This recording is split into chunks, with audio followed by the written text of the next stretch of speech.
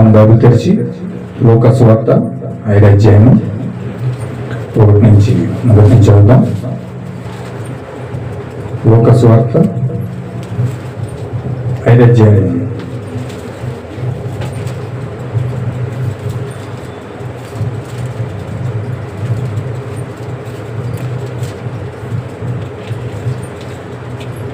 జనసమూహము దేవుని వాక్యం వినుచు ఆయన మీద పడుచుండగా ఆయన గిన్నెసరేతో సరస్సు తీరంలో నిలిచి ఆ సరస్సు తీరంలో ఉన్న 2 దోణులు చూశాను.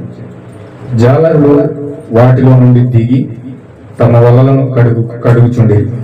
ఆయన దోణిలో సీమోనుదైన యొక్క దోణి ఎక్కి దరి నుండి కొంచెము త్రువేయమని అతన్ని అడిగి కూర్చుండి దోణిలో నుండి జనసమూహం బోధించుచుండాను. ఆయన చాలించిన తరువాత, నీవు దోణిని లోతునకు నడిపించి చేపలు పట్టుటకు మీ వల్ల వేయుడని సీమోనుతో చెప్పగా, సీమోను, ఏలినవాడా, రాత్రి అంతయే మేము ప్రయాసపడితే గాని మాకేమీ దొరకలేదు. అయినను నీ మాట చెప్పున వలలు వేతుమని ఆయనతో చెప్పింది. వారు అలాగూ చేసి విస్తారమైన చేపలు పట్టిరి. అందుచేత వారి వలలు పినిగిపోనుచుండగా వారు వేరొక దోణిలో ఉన్న తమ పాలివారు వచ్చి తమకు సహాయం చేయవాలని వారి సంజలు చేసిరి. వారు వచ్చి 2 దోణిలు ముಳುగినట్లుగా నింపిరి. సీమోను పేతురు అది చూసి యేసు మోకాళ్ళు ఎదుట సాగిలపడి, ప్రభువా, నన్ను విడిచిపొమ్ము, నేను పాపాత్ముడనని చెప్పాను. ఏలైనగా వారు పట్టిన చేపలు రాశికి అతనితో కూడా ఉన్న వారందరూ విస్మయం పొందిరి. అలాగున సీమోనుతో కూడా పాలువారైన జెబెదయి కుమారుడు యాకోబు, యోహాను విస్మయం పొందిరి. అందుకు యేసు, భయపడకుము, ఇప్పటి నుండి నీవు మనుషులను పట్టువాడవేందు అని సీమోనుతో చెప్పాను. వారు దోణిలను దరికి చేర్చి సమస్తమును విడిచిపెట్టి ఆయనను వెంబడించిరి. దేవుడి వాక్యం దీవించిన గాక. చిన్న ప్రార్థన చేసుకుందాం. మహోన్నతుడా, సర్వశక్తిమంతుడా, సర్వాధికారి, జీవం కలిగిన ప్రభువా, కృపగలిగిన యేసు, పరిశుద్ధమైన ఉన్నతమైన నామమునకు స్తోత్రాలు చెల్లిస్తూ ఉన్నాం. ఇదిగో దేవా, ఈ యొక్క ఉదయకాల సమయంలో మరొక కుమారు నీ కృపాసింహాసనానికి వస్తా ఉన్నాం తండ్రి. ఇప్పటి వరకు దేవ పాటలతో నేను ఆరాధించాము, గణపరిచాము, స్తుతించాము. ఓ దేవ, స్తుతుల సింహాసనంపై నువ్వు ఆసీనుడు అని నమ్ముతున్నాం ప్రభువా. ఇదిగో మా మధ్యలోకి నువ్వు వచ్చావని నమ్ముచున్నాం తండ్రి. జీసస్ ఈజ్ హియర్ అని మేము చెప్పినాం తండ్రి. ఎందుకంటే నువ్వు ఇక్కడికి వచ్చి ఉన్నావు ప్రభువా. ఎక్కడైతే 2-3 కూడి నీ నామంలో ఏకీభవిస్తారు వారి మధ్యలో నువ్వు ఉంటానని వాగ్దానం చేసిన దేవుడు, నీ వాగ్దాన ప్రకారంగా మా మధ్యలోకి వచ్చినందుకు నీకు వందనములు ప్రభువా. ఇదిగో దేవా, ఇప్పుడు కొంత వాక్యం చదివినాం. దీని వాక్యం యొక్క భావమును పూర్తిగా నువ్వు తెలిసిన వాడవు. నీ పరిశుద్ధాత్మ వచ్చి, ఓ దేవా, నీవే నీ ప్రజలతో మాట్లాడదువు గాక, నీవే నీ ప్రజల యొక్క హృదయాలు దర్శించదువు గాక. ఓ దేవా, నీవే నీకు మనోనేత్రాలు తెరిచే దేవుడు అయినావు తండ్రి. ప్రతి బిడ్డను మీరు దర్శించండి, ప్రతి ఆత్మతో మీరు మాట్లాడండి. ఓ దేవ, ఇక్కడ కంటికి కనిపించిన ప్రతి దురాత్మ శత్రులను, దెయ్యపు శత్రులను, క్రీస్తు ఆత్మలన్నిటినీ ప్రభు యేసు క్రీస్తు నామములో బంధిస్తున్నాం దేవా. నీ నామములో సమస్తము ఓ దేవ ప్రభు పరిశుద్ధాత్మతో నింపబడును గాక. ఓ దేవ, నీవే మా మధ్యలోకి వచ్చి నీవే నీ ఆత్మ ద్వారా మాట్లాడుదువు గాక తండ్రి. ఓ దేవ, నీవే మహిమ గ్రంథ ప్రభావాలు మీరు పొందుకోమని, ఆది నుంచి అంతిమ అంతం వరకు నీ మహిమార్థమే జరిగించమని, ఈ కూటమంతా నీ వచనంలో తీసుకోమని నీకు అప్పగిస్తూ ప్రభు అని యేసుక్రీస్తు నామములో ప్రార్థిస్తున్నాం తండ్రి, ఆమేన్. సమాధికి వచ్చుందాం. దేవుని మహిమ గాక. ప్రభు యేసుక్రీస్తు నామములో కూడి వచ్చిన సోదరులందరికీ ప్రభు యేసుక్రీస్తు నామములో నా యొక్క వందనాలు తెలియజేస్తా ఉన్నానండి. అందరికీ వందనాలు. God bless you all. ఈ సమయంలో ఇక్కడ మనం చదువుకున్నాం. ఇక్కడ ప్రభు యేసుక్రీస్తు ఆ యొక్క లూకా సువార్తలో మొట్టమొదటిగా శిష్యులను కలవడానికి ప్రయాణం చేస్తా ఉన్నాడు. అక్కడ హల్లెలూయా, దేవుని నామముకు మహిమ కలుగును గాక. అందరు ఇక్కడే ఉన్నారు కదండి, సంతోషంగా ఆమేన్ చెప్పండి అందరు కూడా. ఆమేన్, హల్లెలూయా. దేవుడు మొదటి రాకడలో భూమి మీదకి వచ్చాడు. ఆయన ప్రవచించిన ప్రవచనాలన్నింటి ఆధారంగా దేవుడు ఆయన ఏదైతే ప్రవచించాడో ఆ ప్రవచించిన ప్రవచనం ఆధారంగా దేవుడు భూమి మీదకి వచ్చాడు. హల్లెలూయా. దేవుడు ప్రవక్తల ద్వారా ప్రవచించాడు. ఆయన జకరియా ద్వారా ప్రవచించాడు. ఏమనంటే, దేవుడు యెరూషలేములోకి ఎలా అడుగు పెట్టాలంటే అనేక మార్లు నేను విషయాలు చెప్తా ఉన్నాను. మరలా నేను ఎందుకు చెప్తున్నానంటే, వాటిని గుర్తించే వరకు దేవుడు మాట్లాడుతూనే ఉంటాడు. దేవుడు వాటిని నాకు జ్ఞాపకం చేస్తూనే ఉన్నాడు. ఆయన జకరియా ద్వారా ఒక ప్రమాణం చేశాడు. ఒక వాగ్దానం చేశాడు. మెస్సియా యెరూషలేములోకి ఎలాగ అడుగు పెట్టాలంటే ఆ యొక్క గాడిద మీద అడుగు పెట్టుకుని గాడిద మీద ఎక్కి రావాలి. ఆమేన్, హల్లెలూయా. మీకా ఏం ప్రవచించాడంటే ఆ మెస్సియా బెత్లెహేంలో పుట్టాలి. తర్వాత దావీదు ఏం ప్రవచించాడంటే ఆ మెస్సియా సిలువలోకి వెళ్ళినప్పుడు నా దేవా నా దేవా అని అరవాలి, నీవు నన్నెలా విడనాడితు అని అరవాలి. యెషయా ప్రవచించినట్టు ఆయన కన్యక గర్భంలో నుంచి రావాలి. అలాగే యెషయా ప్రవచించినట్టు ఆయన వచ్చినప్పుడు కుంటివారు నడుస్తారు, గుడ్డివారు చూస్తారు, మోగోలు మాట్లాడతారు, చనిపోను లెగుస్తారు. ఇలాగా అనేకమైన కార్యాలు జరుగుతాయని ప్రవక్త అయిన యెషయా ప్రవచించాడు. హల్లెలూయా. ప్రవక్తలందరూ కూడా ప్రవచించబడినట్లుగానే యేసుక్రీస్తు వాళ్ళ మధ్యలో ప్రత్యక్షమయ్యాడు. 2000 సంవత్సరాల క్రితం ఆయన బెత్లెహేంలోనే పుట్టాడు, కన్యక గర్భంలో నుంచి వచ్చాడు.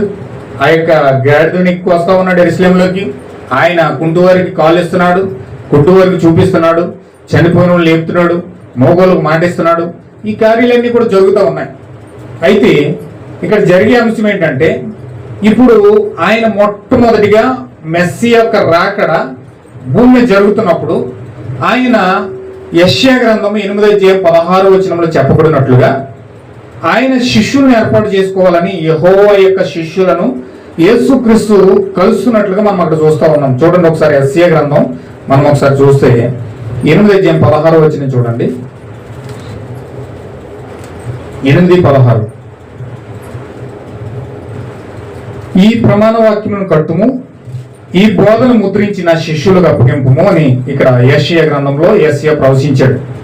అంటే ఈ ప్రమాణ వాక్యమును కట్టుము, ఈ బోధన ముద్రించి నా శిష్యులకు అప్పగించుము అని ఆయన మాట్లాడుతూ ఉన్నాడు. అంటే యెహోవా యెషయాలను మాట్లాడుతూ ఏమంటున్నాడంటే ప్రమాణ వాక్యము కట్టుము, ఈ బోధన ముద్రించి నా శిష్యులకు అప్పగించుము అని యెషయాలో ఉన్న యెహోవా పలుకుతూ ఉన్నాడు. అంటే ఆ ప్రమాణ వాక్యము యేసుక్రీస్తు తీసుకొచ్చి ఆ యొక్క శిష్యులకి అప్పగించుతున్నట్లుగా ఇక్కడ యెషయా ప్రవచించాడు. అంటే యేసుక్రీస్తు పరలోకం నుంచి ఆ ప్రమాణ వాక్యమును తీసుకొచ్చి ఏదైతే దేవుని యొక్క ప్రమాణ వాక్యం ఉన్నదో, దేవుని యొక్క పిల్లలకు ఇవ్వాల్సిన ప్రమాణ వాక్యాన్ని ఇప్పుడు యేసుక్రీస్తు తండ్రి వద్ద నుంచి మోసుకుని వచ్చి తన శిష్యులకు అప్పగించాలి. ఆయనకు అప్పగించినట్లుగా ఇప్పుడు ఆ శిష్యులకు అప్పగించడానికి యేసుక్రీస్తు భూమి మీదకి వచ్చాడు.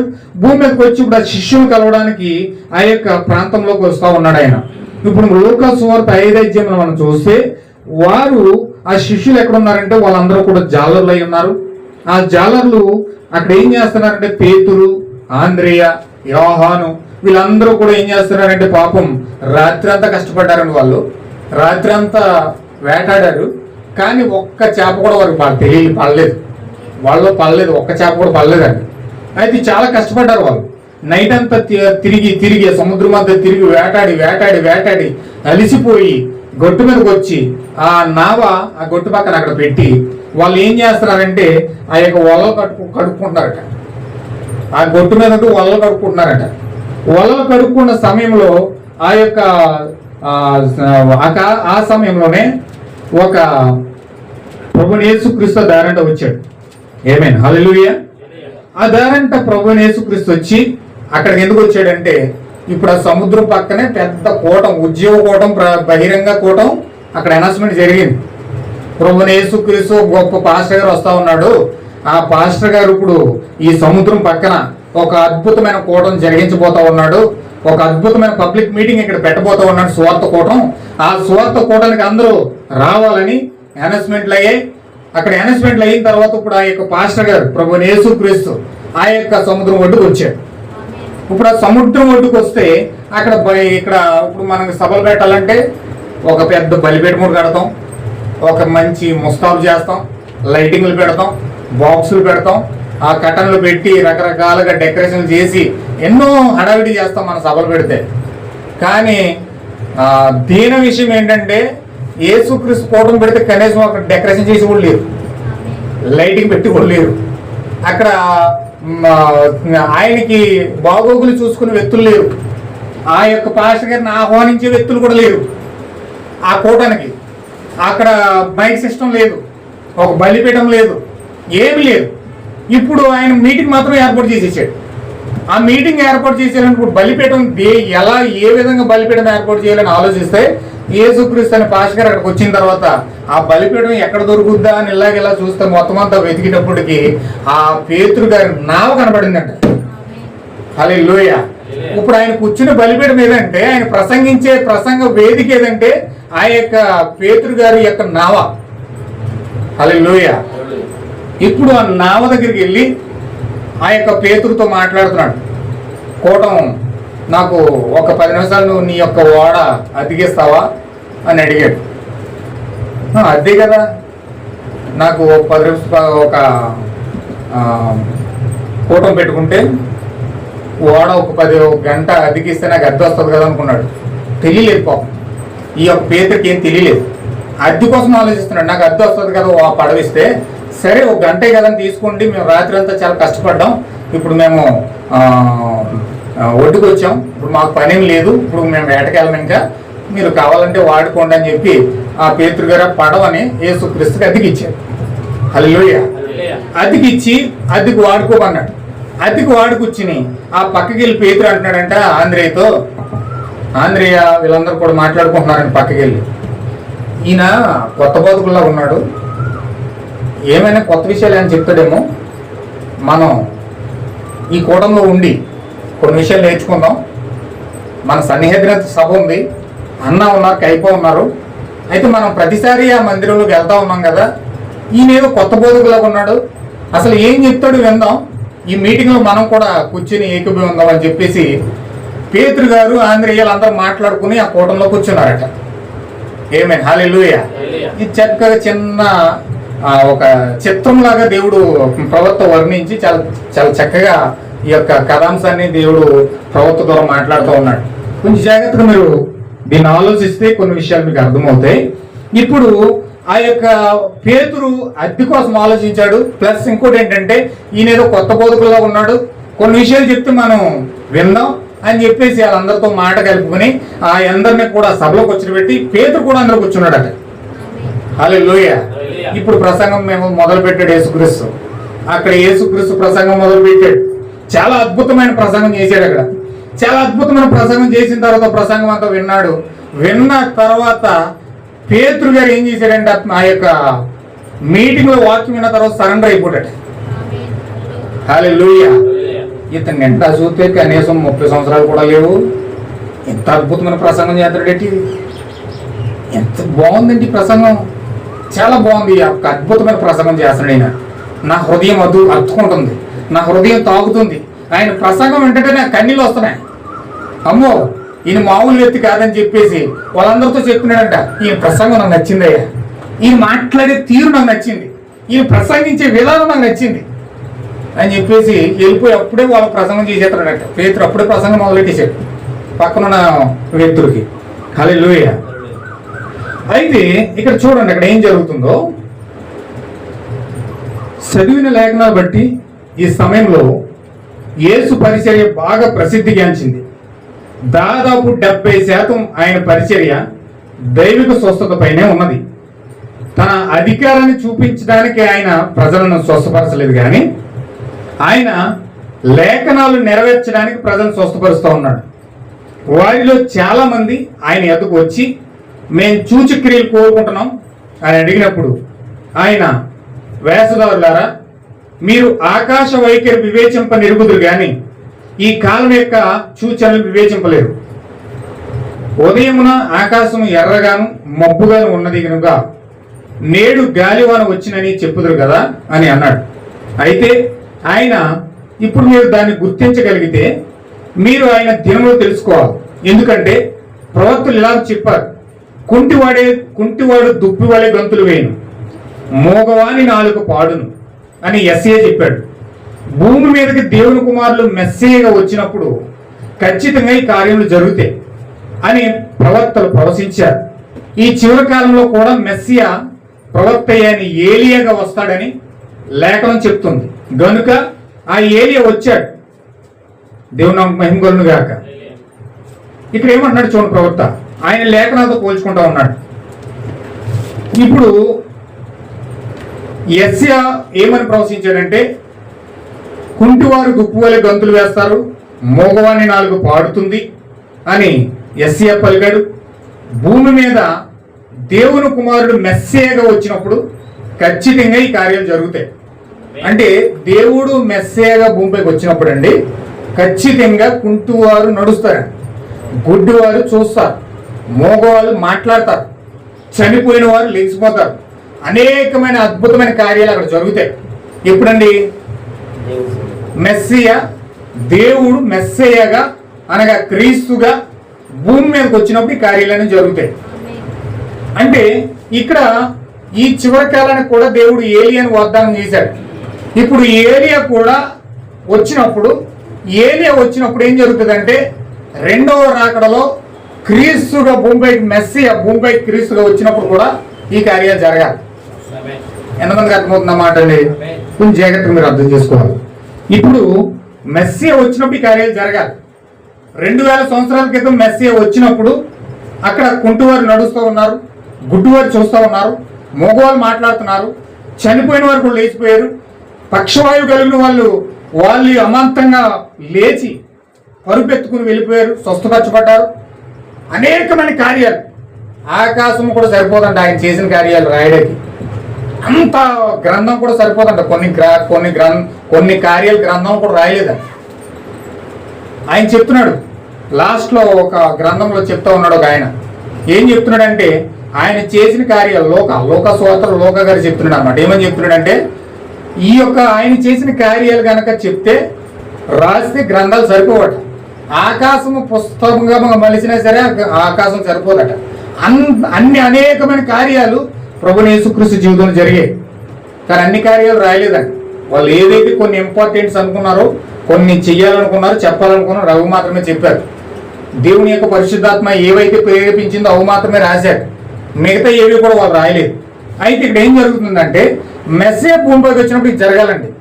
యేసుక్రీస్తు భూమిపైకి వచ్చినప్పుడు 2000 సంవత్సరాల క్రితం అలా జరిగినాయి. అన్యజనులను దర్శించడానికి క్రీస్తు వచ్చినప్పుడు కూడా రెండవ రాకడలో కూడా ఈ కార్యాలన్నీ జరగాలి. చూడండి, ఇవి ప్రవక్త విలియం మ్యారియన్ బ్రనహం ఎప్పుడైతే ఈ కాలం యొక్క ప్రవక్తగా ఏలియాగా వచ్చి ఆ యొక్క రెండవ రాకడలో రాబోతున్న క్రీస్తుని బలిష్ఠుడైన దూతను ఎప్పుడైతే పరిచయం చేశాడో, ఇప్పుడు ఆయన ఎప్పుడైతే సన్సెట్ మౌంటైన్ పైకి వెళ్ళి ఎప్పుడైతే క్రీస్తుని కలుసుకున్నాడో, క్రీస్తుని కలుసుకున్న మరుక్షణమే ఆయన జీవితంలో అనేకమైన కార్యాలు జరగడం మొదలుపెట్టాయి. హల్లెలూయా.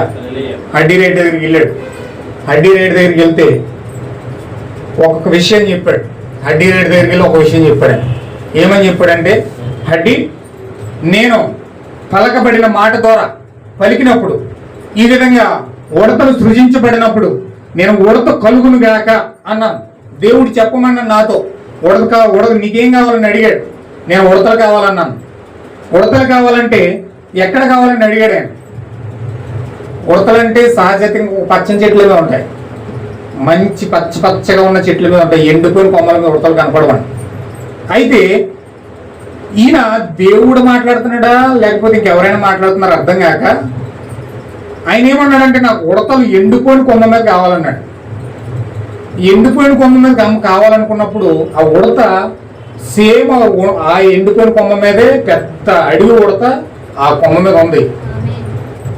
కొమ్మ మీద ఉంటే ఉడత కలుగును కాకని ఎప్పుడైతే ప్రవక్త బ్రహ్మం పలిగాడో ఆ కొమ్మ మీద ఆ యొక్క ఉడత ఉంది.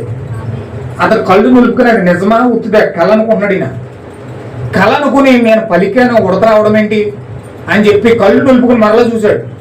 అది ఉడతే. అయితే ఆ స్వరం ఏమంటుందంటే నీ గన్ తీసుకుని దాన్ని కాల్చి అంటున్నాడు. నీ గన్ను తీసుకుని దాన్ని కాల్చి అంటున్నాడు. గన్ను తీసుకుని కాల్చి అంటే ఆ గన్ను తీసుకుని కాల్చాడు. అది సరిగ్గా నచ్చటమే తగిలిన తర్వాత అది కింద పడిపోయింది, చచ్చిపోయింది. చచ్చిపోయిన తర్వాత స్వరం ఏమంటుందంటే నేను ఉడత కావాలనుకున్న ఒక రేలు తెచ్చుకో అంటుంది. ఉడత కావాలనుకున్న ఒక రేలు తెచ్చుకో అన్నది. ఈయన ఇంకా కళ అనుకున్నాడు. నేను ఇంకా కళ్ళలో ఉన్నానేమో, కళ్ళలో కాల్చానేమో దాన్ని, అది కింద పడిందేమో అని చెప్పి ఆ కళలో కన్నట్టుగా అంటున్నాడు. పరిశుద్ధాత్మ తట్టి అది కళ కాదు, నువ్వు వెళ్ళి ఉడతను తెచ్చుకోవాలి. అప్పుడు గవాలు లేచి ప్రవక్త పరిగెత్తుకుని వెళ్ళి ఆ ఉడతను తీసుకుని దాన్ని బ్లడ్ లాగా టచ్ చేసి చేతులు కట్టుకుని చూసిన తర్వాత అప్పుడు నమ్మాడు. ఆ బ్లడ్ తాకిన తర్వాత ఇది నిజంగా నేను కొట్టిన ఉడతే, దీనికి బ్లడ్ ఉందని చెప్పేసి ఎప్పుడైతే ఆ బ్లడ్ అని చూసాడో అప్పుడు నమ్మాడు. ఇది మాట్లాడుతున్న దేవుడు, నేను ఎప్పుడైతే పలికనో ఆ పలకబడిన మాట ద్వారా ఉడత వచ్చింది, ఆ ఉడతను కాల్చానని చెప్పేసి సంతోషంగా సంబరపడిపోతున్నాడు. అయితే ఈయన ఉడతను కాల్చకముందు దేవుడు ఎన్నో ఉడతలు అడిగాడంటే 3 ఉడతలు అడిగాడు. 3 ఉడతలు అడిగాడు. ఒక ఉడతను కాల్చేసి సంబరపడిపోతున్నాడు. అప్పుడు పరిశుద్ధాత్మ వచ్చానది మరలా నువ్వు అడిగిన ఎన్నంది 3 అడిగాను. మరి ఒకటి కలిసి ఆగిపోయి పెట్టి ఇంకోటి పలుకాను.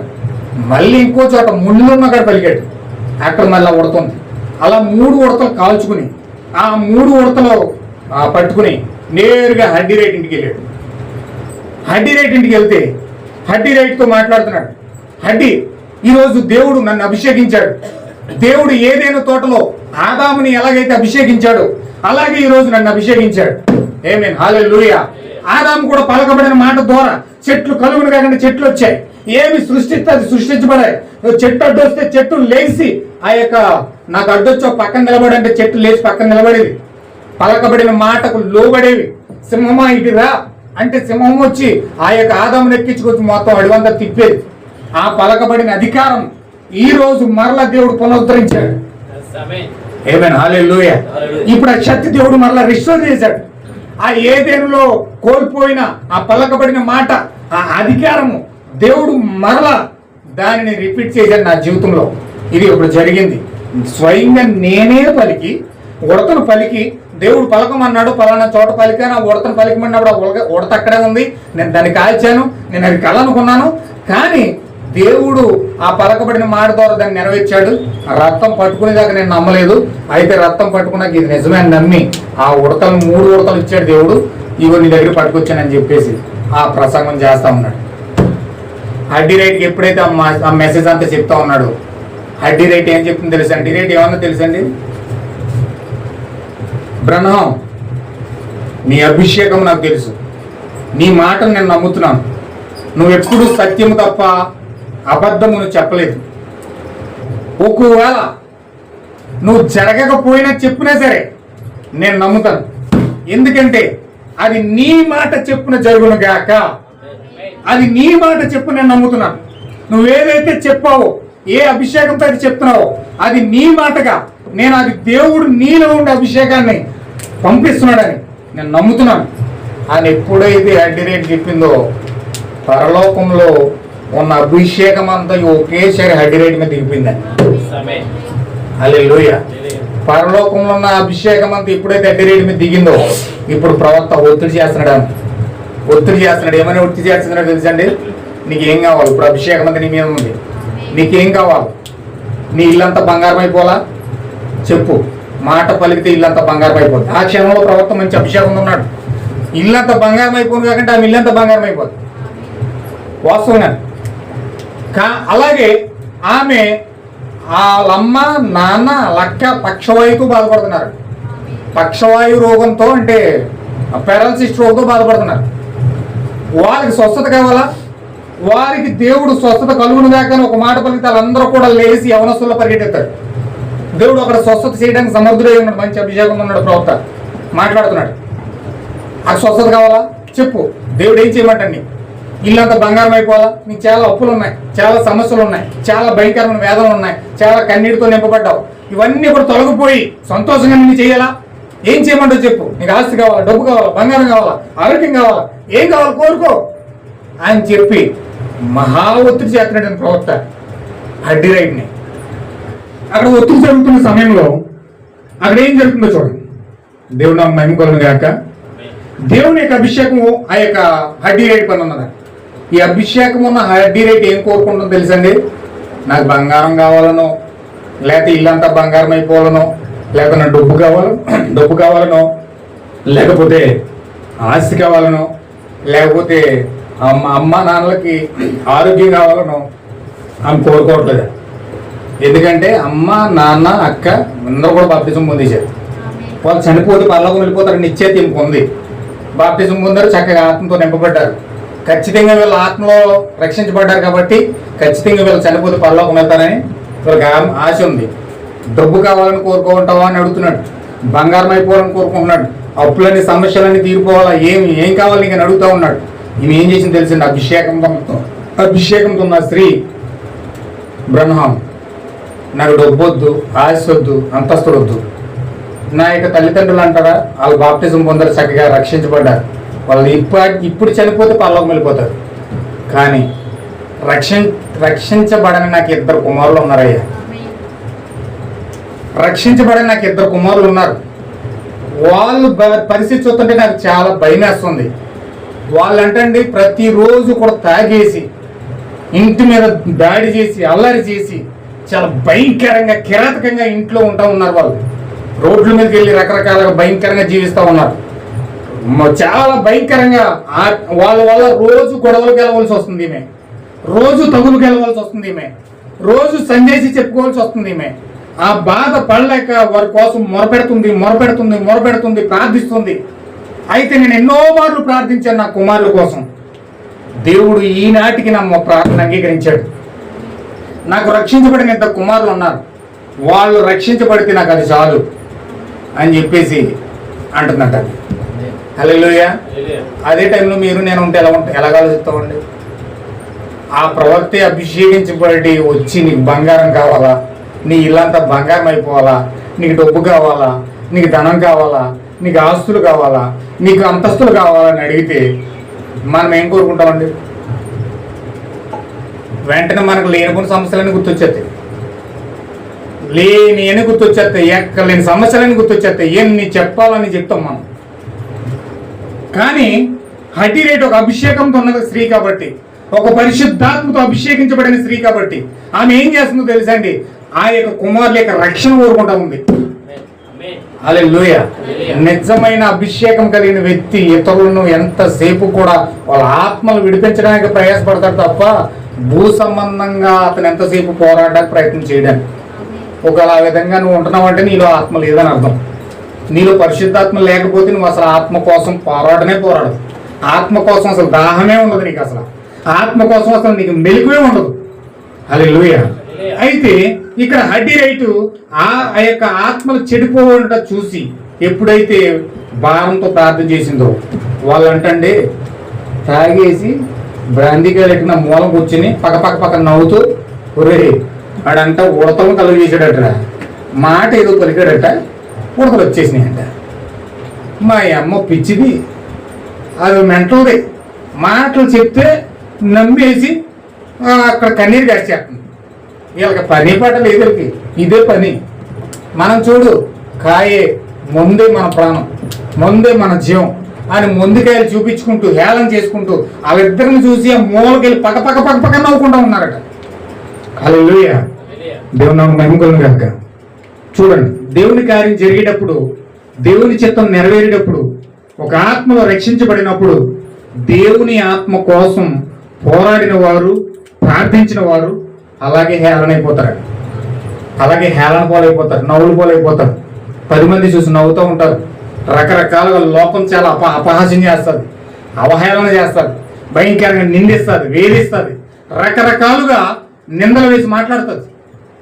దేవుని చిత్తం అక్కడ నెరవేరుతూ ఉన్నప్పుడు, దేవుని కార్యం అక్కడ నెరవేరుతూ ఉన్నప్పుడు, దేవుని యొక్క అభిషేకం అక్కడ జరుగుతూ ఉన్నప్పుడు ఆ యొక్క లోకము ఆచరించే పద్ధతి అలా ఉంటుందండి.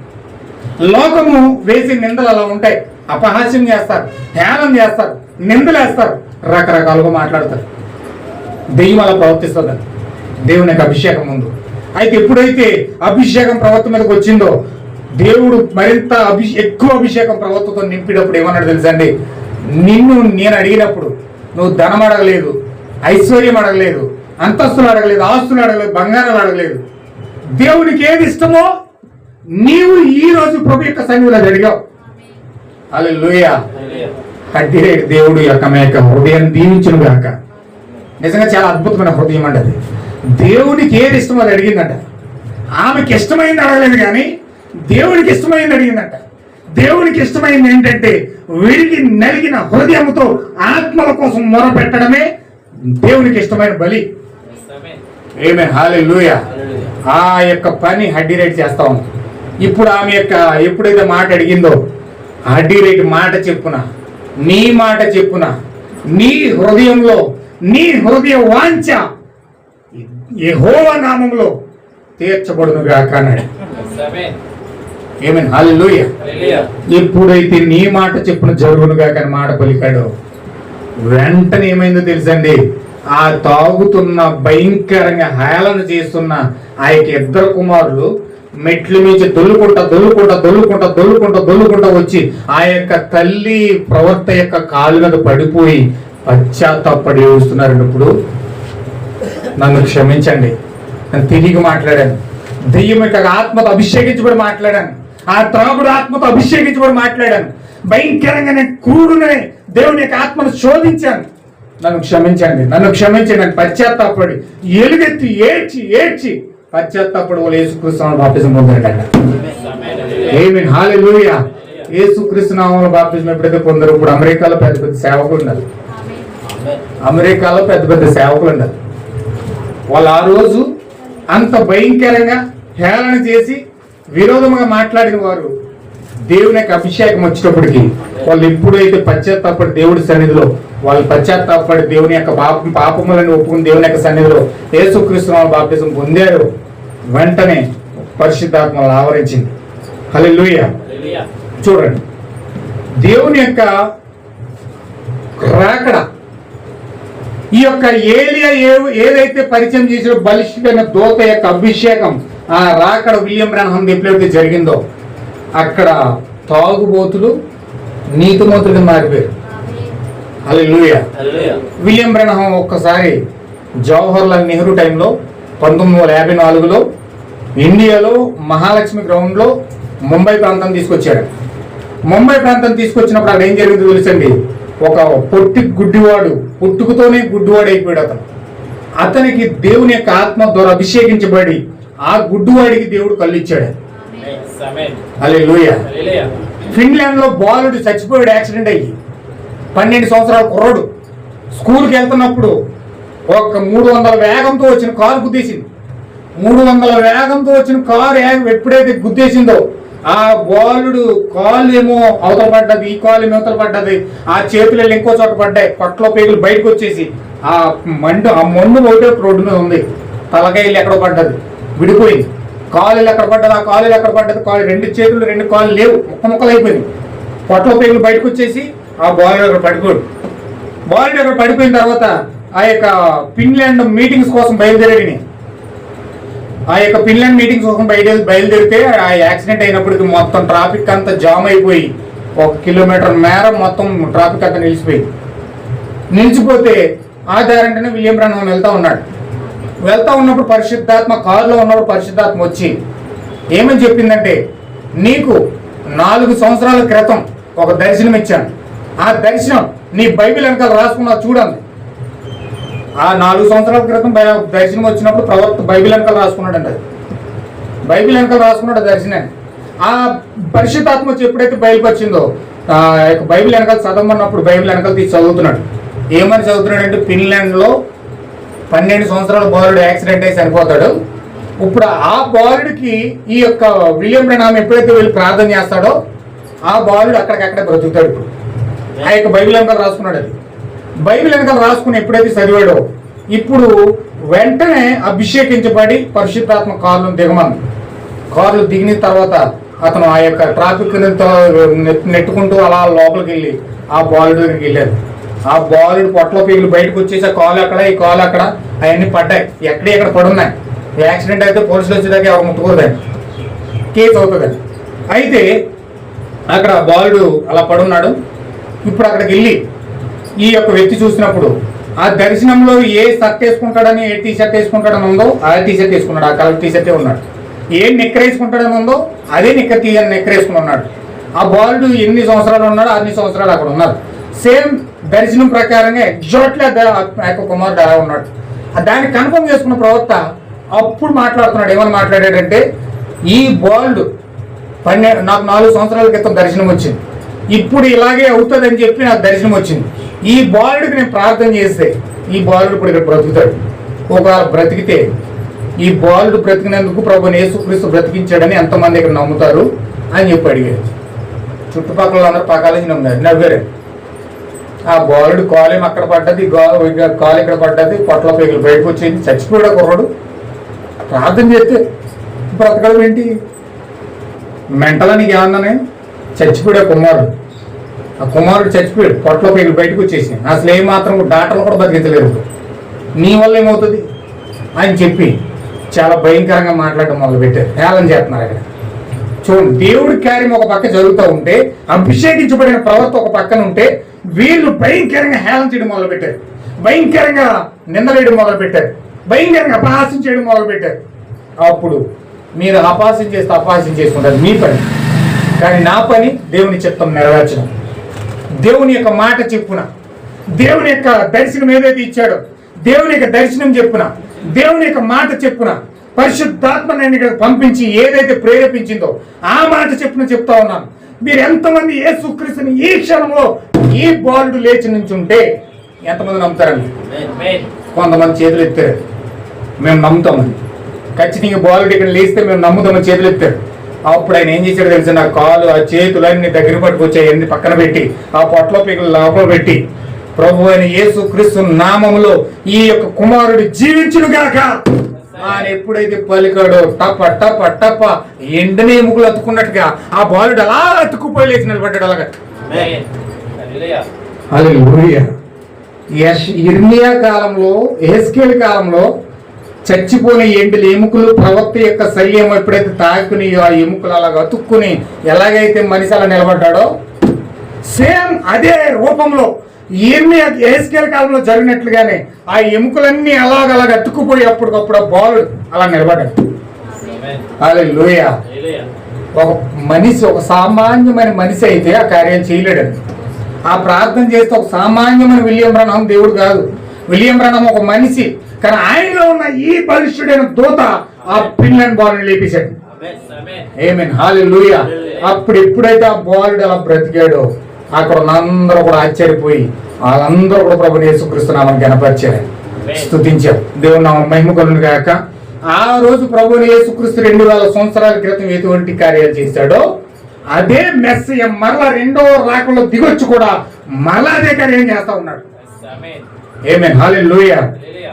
స్కిల్టన్ అయిపోయింది నైట్ యాంగిల్ స్కిల్టన్ అయిపోతే వెళ్ళి ఎప్పుడైతే ప్రార్థన చేశాడో స్కిల్టన్ అయిపోయి మంచానికి అంటుకుపోయిన ఆ యొక్క స్త్రీ ఒక 6 నెలలు తిరగకుండగానే ఆమె మంచి యవ్వన వయసులోకి వచ్చి చక్కగా జాబ్ చేసుకుంటూ వెళ్తా ఉంది. ప్రవర్తన ప్రార్థన చేయడానికి ఆమె ఏం చేశారు తెలుసండి? ఆ ఊరు వెళ్ళడానికి ప్రవర్తకు అవకాశం లేక వేరే దేశం వెళ్ళిపోతుంటే ఆ బాడీని మంచం మీద అంటుకుపోయిన బాడీని తీసుకొచ్చి ఎయిర్పోర్ట్లో తీసుకొచ్చేసారు ఆయన ప్రార్థన కోసం. ఆయన ఎప్పుడైతే ఎయిర్పోర్ట్లో ఉన్న ఒక ఆఫీస్ రూమ్ లో తీసుకెళ్లి అక్కడ ప్రార్థన చేశాడో, ఆయన నైట్ యాంగిల్ ప్రార్థన చేస్తున్నప్పుడు కిటికీలో నుంచి ఒక పావురం వచ్చేసింది. ఆ పావురం వచ్చి కుకు కుకు కు అని కోస్తా ఉంటే ప్రవర్త చెప్పాడు, ఆ పావురం ఎవరో ఒక పరిశుద్ధాత్మ అన్నాడు. ఏం చెప్తుందో తెలుసా? ఈమె ఖచ్చితంగా దేవుడు స్వస్థపరిచాడు. మరి కొన్ని రోజులు ఏమి లేచి ఒక యవ్వన వయసులో స్త్రీగా తిరిగి ఆమె పని ఆమె చేసుకుంటుందని చెప్పి ప్రవశించేసి వెళ్ళిపోయాడు. 10 ఆడని వెళ్ళిపోయాడు. మరలా 6 నెలలు తిరగకుండగానే నైట్ యాంగిల్ లేచి చక్కగా అద్భుతంగా ఆమె నిలబడి పరిచర్య చేయడం మొదలుపెట్టింది. ఆమేన్, హల్లెలూయా. ఎంతో మంది కుష్ఠరోగులు బాగుపడ్డారు, ఎంతో మంది పక్షవాయువుతో పక్షవాయువుతో రోగుతో శ్రమలు పడుతున్న వారు స్వస్థత పొందారు. హాస్పిటల్లోనండి డాక్టర్ వల్ల కాక చివరి విలియం బ్రహ్మం ఫోన్ చేసేవారట, ఇంకెతను చచ్చిపోతాడు మన వల్ల కాదు అన్నవారు ఎవరైనా ఉన్నారంటే వాళ్ళు విలియం బ్రహ్మం ఫోన్ చేసేవారట, పలానా వ్యాధి ఆమె చనిపోయేలా ఉంది, దయచేసి మీరు వచ్చి ప్రార్థించండి. అలాగ చెప్తే ఇంచుమించి ఆ పరిచర్లు ఎంతమంది లేచారు తెలుసండి? 92 లేచారు. ఈయన పరిచర్యలో బలిష్ఠుడైన దూత రంగం పైన ఉన్నప్పుడు ఈయన పరిచర్యలు చచ్చిపోయిన లేచిన వాళ్ళు ఎంతమంది తెలుసండి? 92. యేసుక్రీస్తు భూమి మీద ఉన్నప్పుడు చచ్చిపోయిన 3 లేపాడు. యేసుక్రీస్తు పరిచర్య 3.5 సంవత్సరాలు పరిచర్య చేసినప్పుడు చచ్చిపోయిన 3 లేపాడు. అంటే దేవుడు ఏం చెప్పాడంటే, నేను చేయ క్రియలు మీరు చేస్తారు, ఇంకా అధికంగా చేస్తారని చెప్పాడు. ఆయన తక్కువ చేస్తారన్నాడు? తక్కువ కాదు, ఇంకా అధికంగా చేస్తారన్నాడు. అందుకే దేవుడు తన కుమారుని ఎప్పుడైతే అభిషేకించాడో ఆయన 3కు 3 మూళ్ళు 9 మంది చచ్చిపోయిన లేచారు. రెట్టింపు అయిపోయింది. అనేక మంది కుష్ఠరోగులు లెక్కలేదు, అనేక మంది పక్షవాయుతో ఉన్నవాళ్ళు లెక్కలేదు, అనేక మంది క్యాన్సర్తో ఉన్నవాళ్ళు లెక్కలేదు, అనేక మంది భయంకరమైన వ్యాధిగ్రస్తులు గుండెపట్టులతో ఉన్నవాళ్ళు భయంకరంగా. ఒక సహోదరుడు వే అని చర్చిలోనే వాక్యం చెప్తున్నప్పుడు ఆటోమేటిక్గా ఆయనకి గుండు కూడా వచ్చేసింది. వాళ్ళ మిస్సెస్ నర్స్ అండి, ఆమె గుండు పట్టుకుని చూసి ఆయన చచ్చిపోవడానికి కన్ఫర్మ్ చేసేసుకుని ఏడవడం మొదలుపెట్టింది. అప్పుడు ఎప్పుడైతే విలియం బ్రహ్మ్ అక్కడికి వెళ్ళి ఆ యొక్క మీటింగ్లో ఆయన చేయి పట్టుకుని ఎప్పుడైతే ప్రార్థన చేశాడు, అది చచ్చిపోయిన వేపు బతికేశాడు. హల్లెలూయా. సహోదరుడు చర్చిలో చచ్చిపోతే ప్రార్థన చేసినప్పుడు లేచిపోడు. సేమ్ ఈ కార్యం పౌలు గారు కూడా ఆ యొక్క మీటింగ్ జరుగుతున్నప్పుడు ఒక కుమారుడు కిటికీలో నుంచి పడిపోడు. హల్లెలూయా. కిటికీలో నుంచి ఎప్పుడైతే పడిపోడు, కిటికీలో నుంచి 3 అంతస్తుల మేడపై నుంచి పడిపోడు నా కుమారుడు. 3 అంతస్తుల మేడపై నుంచి ఎప్పుడైతే పడిపోడో చచ్చిపోయాడు. అన్నీ పౌలు గారు వెళ్ళి గదిలోకి తీసుకెళ్ళి ఆయన మీద బోలరంగా పొడికిని ఎప్పుడైతే ఆయన ప్రార్థన చేయడం మొదలు పెట్టాడో చచ్చిపోయిన కుమారుడు బతికేశాడు. అంటే దేవుడు బైబిల్లో ఏదైతే చేస్తూ ఉన్నాడో దానే రిపీట్ చేస్తూ ఉన్నాడు. దేనికోసం ఇవన్నీ జరుగుతూ ఉన్నాయంటే దేవుడు మెస్సియాగా భూమిపైకి వచ్చినప్పుడు ఖచ్చితంగా ఈ కార్యాలన్నీ జరిగి తీరాలి. ఎందుకంటే ఈ కార్యాలన్నీ జరుగుతున్నప్పుడు మనం ఏమర్థం చేసుకోవాలి? ఖచ్చితంగా మెస్సియా భూమిపైన ఉన్నాడని మనం అర్థం చేసుకోవాలి. ఏమేన్ హల్లెలూయా. మెస్సియా భూమిపైన ఉంటే మన పనులు మనం చేసుకున్నాం అనుకో, ఆ రోజు యూదులు, శాస్త్రులు, పరిచయులు, సద్దుకాయలు ఎలాగైతే తప్పిపోయారో ఈరోజు మనం కూడా అలాగే తప్పిపోతాం. దేవుడు నాకు మహిమ కలుగును గాక. యూదులు, శాస్త్రులు, సద్దుకాయలు ఎలాగే తప్పిపోయారో అలాగే తప్పిపోతాం. వాళ్ళు మెస్సియా ఉన్నాడని తెలుసుకుని కూడా వాళ్ళ పనులు వాళ్ళు చేసుకున్నారు, వాళ్ళ పనులు వాళ్ళు బిజీ అయిపోయి వాళ్ళ చర్చిలు వాళ్ళు నడుపుకున్నారు. మెస్సియాని ఎవరు పట్టించుకోలేదు. హల్లెలూయా. అయితే మనము కూడా ఖచ్చితంగా ఆ విధంగా ఉండకుండా మెస్సియా చూచిన దేవుడు భూమిపైన ఈ కార్యాలయాన్ని జరిగించినప్పుడు, కుంటివారు లేపినప్పుడు, గుడ్డివారు చూసినప్పుడు, మోగవారు మాట్లాడినప్పుడు, చచ్చిపోయిన వారు లేచినప్పుడు, దేవుడు అనేకమైన సూచక్రియలు అద్భుతాలు చేసినప్పుడు దేవుడు పరిచయం వెనకాల మెస్సియా యొక్క అభిషేకం, క్రీస్తు యొక్క అభిషేకం అక్కడ ఉన్నదని మనం ఖచ్చితంగా గుర్తించాలి. ఆమేన్ హల్లెలూయా. మనం దాన్ని గుర్తించకపోతే నష్టపోయేది మనమే. ఇప్పుడు ఏలియా వచ్చి ఆ మెస్సియా యొక్క అభిషేకాన్ని, ఆ మెస్సియా యొక్క సూచనను పూర్తిగా చూపించడంలో సఫలీకృతుడయ్యాడు. ఎందుకంటే దేవుడు భూమి మీదకి వచ్చాడు కాబట్టి, దేవుడు 2వ రాకలో తన వధువును దర్శించడానికి వచ్చాడు కాబట్టి ఆ వధువు దగ్గర తన కార్యాలన్నీ కూడా చేసుకుంటూ వెళ్ళిపోతా ఉన్నాడు. ఇంకా అద్భుతమైన విషయం ఏంటంటే ఇప్పుడు మెస్సియా వచ్చినట్టుగా లేడు. అప్పుడు ఏం చేస్తున్నాడంటే పేతురు, యోహాను, ఆంద్రేయ దగ్గరికి నడుచుకుంటే ఇలా కూడబెట్టాడు. ఇప్పుడు వాళ్ళతో మాట్లాడగా రెడీగా ఉన్నాడు. ఆయన ప్రసంగం అంటే వాళ్ళు ఉద్వేగభరితులు అవుతా ఉన్నారు. ఆయన ప్రసంగం ఉంటే వాళ్ళు సంతోషిస్తూ ఉన్నారు. అబ్బా అద్భుతంగా ఈ యొక్క మెసేజ్ ఇది చెప్పాడు, నా కళ్ళంట కన్నీరు వస్తున్నాయి ఈ మెసేజ్ అంటట అని చెప్పి ఆశ్చర్యపడిపోతున్నారు. వాళ్ళు నెత్తుక్కుంటా వాళ్ళు ఎక్కడున్నారో వెళ్ళి అక్కడే కొడమెట్టాడు. హల్లెలూయా. మరి నెత్తుక్కుంటా వెళ్ళి దేవుని పిల్లలు ఎక్కడైతే శిష్యులైతే ఎక్కడైతే ఉన్నారో అక్కడే కూటమి పెట్టి వాళ్ళు విడిపించినప్పుడు మరి 2వ రాకడ కానీ దిగొచ్చి ఆయన పిల్లలు ఎక్కడైతే ఉన్నారో అక్కడ ఆయన కూడమెట్ట. దేవుడు నాకు మహిమ కలుగును గాక. ఇప్పుడు ఆయన పిల్లలు ఎక్కడ ఉన్నారు? ఆయన వెతుక్కుంటూ వెళ్ళడా? అక్కడ ఎలాగైతే వెతుక్కుంటూ వెళ్ళాడో ఇప్పుడు కూడా అదే విధంగా వెతుక్కుంటా వస్తా ఉన్నాడు. దేవుని పిల్లలంతా ఆయన ఎక్కడైతే ఉన్నాడో విడిపించడానికి వస్తూ ఉన్నాడు. ఆత్మలన్నింటినీ విడిపించడానికి వస్తూ ఉన్నాడు ఆయన. హల్లెలూయా. ఆయన ప్రార్థన చేసినప్పుడు కుంటువారు నడిచారు, గుడ్డివారు చూశారు. మన దేశంలో ముంబై మీటింగ్స్ దానికి సాదృశ్యం, సాక్ష్యమై ఉన్నాయి. మోగవారు మాట్లాడారు, చనిపోయిన వారు 9 మంది ఈ చివరి కాలానికి ఏలియా పరిచర్యలు లేచారు. ఫిన్లాండ్